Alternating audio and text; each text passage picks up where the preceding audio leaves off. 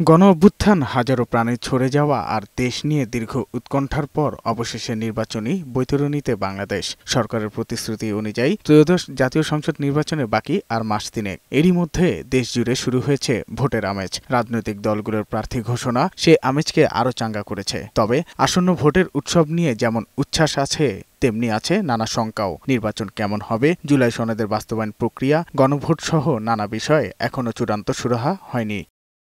আবার সরকার ও রাজনৈতিক দলগুলোর হঠাৎ নেওয়া বিভিন্ন সিদ্ধান্তেও জনমনে প্রশ্ন জেগেছে। গেল ৩ নভেম্বর জরুরি সংবাদ সম্মেলনে গণভোট নিয়ে সিদ্ধান্ত নিতে রাজনৈতিক দলগুলোকে সময় বেঁধে দেয় সরকার। একই দিনে জাতীয় নির্বাচনের সম্ভাব্য প্রার্থী তালিকা ঘোষণা করে বিএনপি। কিছু আসনে সম্ভাব্য প্রার্থীর নাম জানায় এনসিপিও। পরদিন ৪ নভেম্বর আরপিও অধ্যাদেশ জারি করে গেজেট প্রকাশ করে সরকার।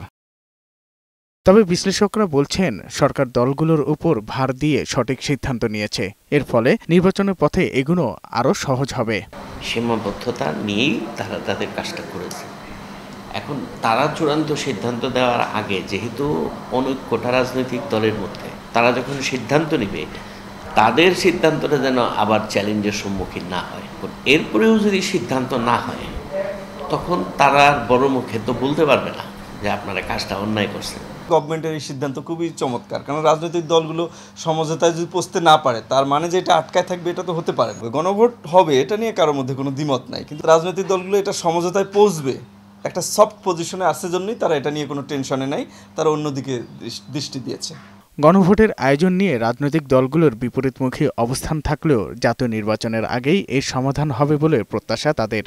নির্বাচনের দিনেই গণভোটটা ঘোষণা দিয়ে দিবে, সেটা হওয়ার সম্ভাবনাই বেশি। সরকারেরও তো একটা এক্সিট পয়েন্ট লাগবে,